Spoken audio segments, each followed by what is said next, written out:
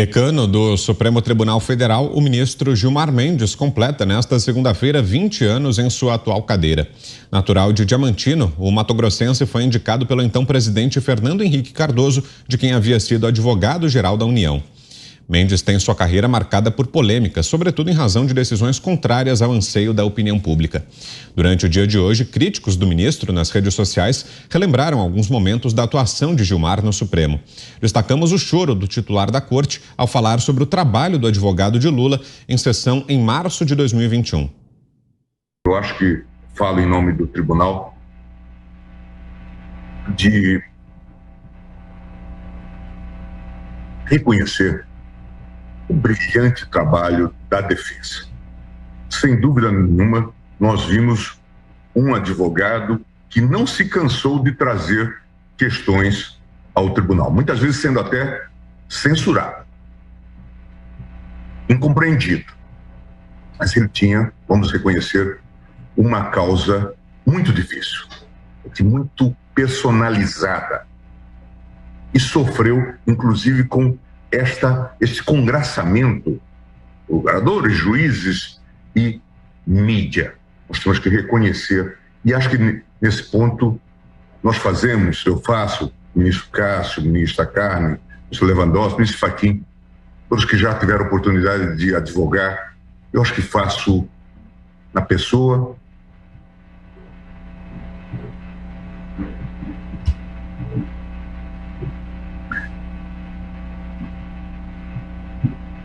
do Dr. Zanin uma justa homenagem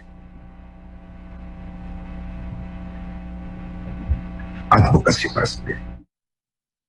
Sobre esse episódio, o advogado Paulo Faria, que integra a defesa do deputado Daniel Silveira, afirmou, aspas, advogado do Lula interpôs agravo regimental nos embargos de declaração, no embargo regimental, no agravo regimental, na reclamação 33.543/PR e não foi multado.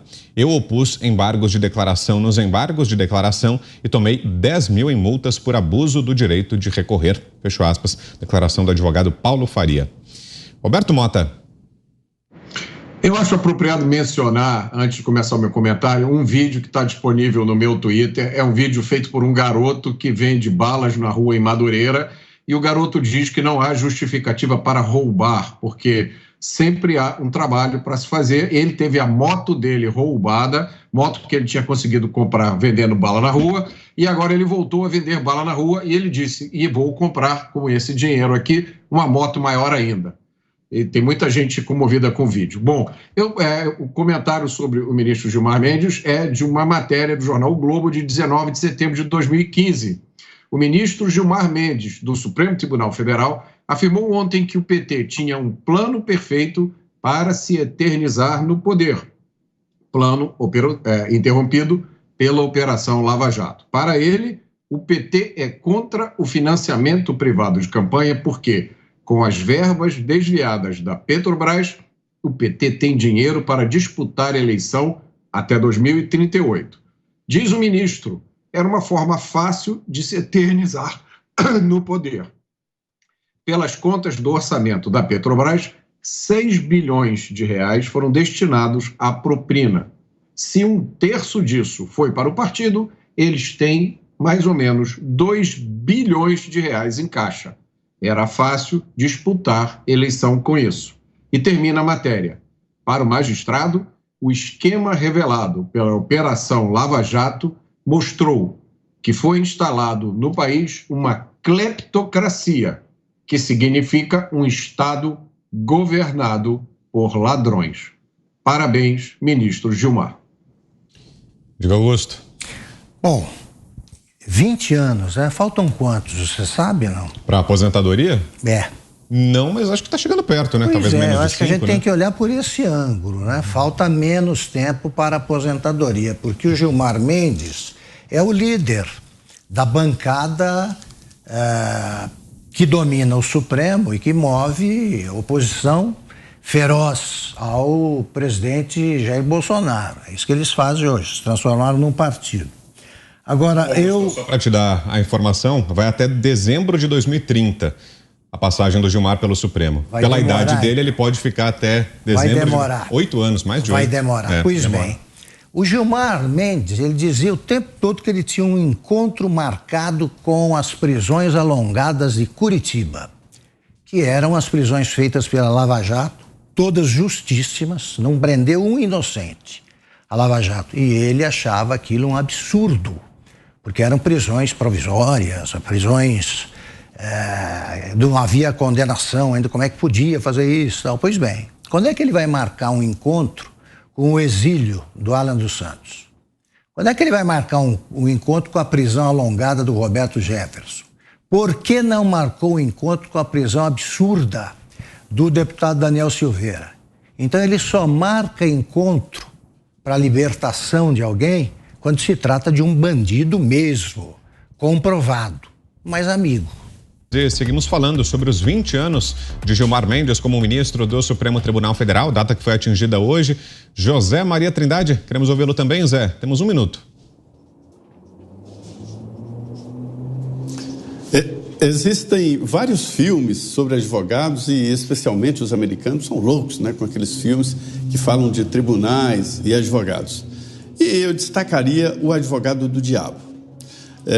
Nesse filme é uma demonstração de que o advogado faz tudo, absolutamente tudo, para tentar enganar o juiz. E aí não é nem salvar o seu cliente, porque na verdade é um tipo de desafio. E nesse faz tudo, a gente vê que o juiz até se emociona com artimanhas de advogados que já venderam a sua alma ao demônio e que estão fazendo exatamente, absolutamente tudo na tentativa de livrar a cara de pessoas que são culpadas. Eu sempre digo que todos precisam de um advogado, absolutamente todos. Sem o advogado não há nem mesmo julgamento. Essa é a realidade. Preciso de um advogado de defesa. O advogado não é para dizer que aquela pessoa foi inocente, mas pedir um julgamento justo de acordo com a lei e tentar enquadrar numa pena menor dentro da lei e assim por diante. Deveria existir no Código do Advogado do Brasil, no Estatuto, né, uma punição para o advogado sabedor da culpa do seu cliente defender a sua inocência. Isso deveria ser uma fração de falta de ética, né? A hermenêutica da ética fala exatamente nesse entendimento do que é certo e o que é errado. Como pode um advogado subir e defender uma pessoa que tem tantos crimes comprovados, né? Isso já é uma infração ética natural, mas não é assim.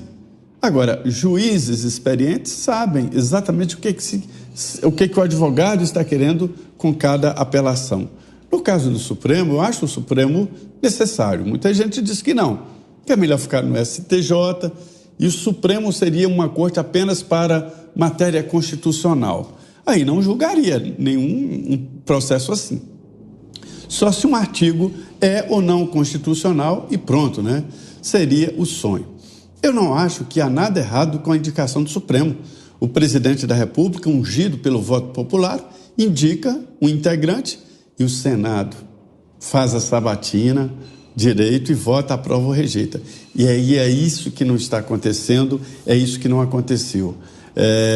Outra coisa, o Senado está devendo julgamento de ministro do Supremo Tribunal Federal quanto a impeachment. Não precisava nem impeachment, mas que desse um processo ali, um curso, para que os ministros entendam que não são imortais ali naquela toga, que eles têm deveres e têm circunstâncias. O Gilmar Mendes é o ministro, é o decano da casa, né? O ministro mais antigo da casa. E a gente vê nesse julgamento aí que realmente ele abriu a alma e mostrou que ele realmente é.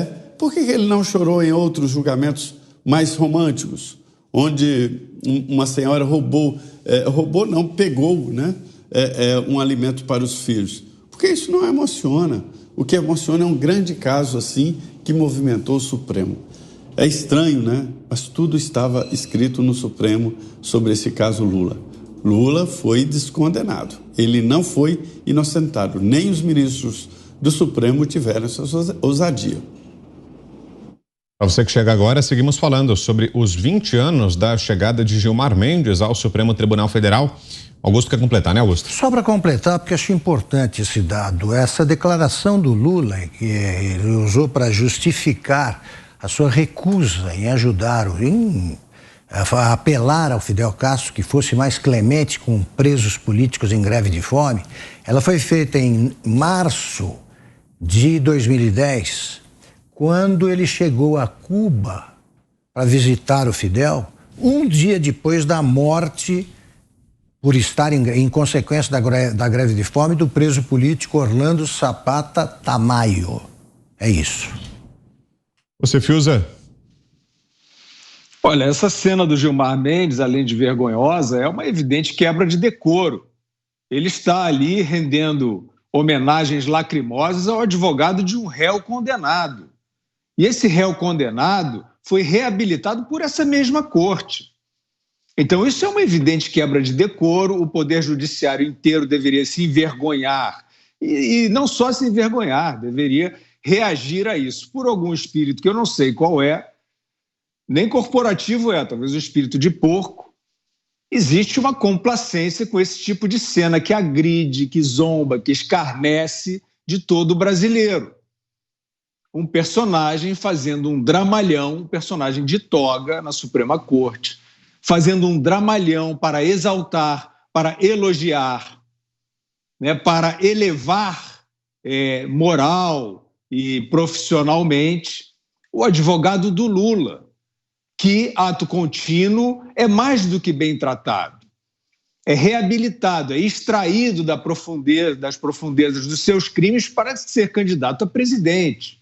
E esse mesmo Gilmar Mendes é protagonista de uma outra decisão gravíssima, que é a revisão, ou melhor, a reversão do seu próprio voto em relação à possibilidade de prisão após condenação em segunda instância, que permitiu, inclusive, que o Lula fosse preso em 2018 e, no ano seguinte, 2019, o senhor Gilmar Mendes reverte a sua própria opinião, que ele dizia que era assim mesmo, que nas maiores democracias do mundo havia isso, que era para não beneficiar a impunidade, etc. E ele simplesmente, no intervalo ali, que não chega talvez a 3 anos, ele faz um cavalo de pau na sua consciência e ele resolve que não é permitido, não pode ser permitida a prisão após condenação em segunda instância, e isso se confirma, se consolida como um casuísmo que beneficiou o Lula.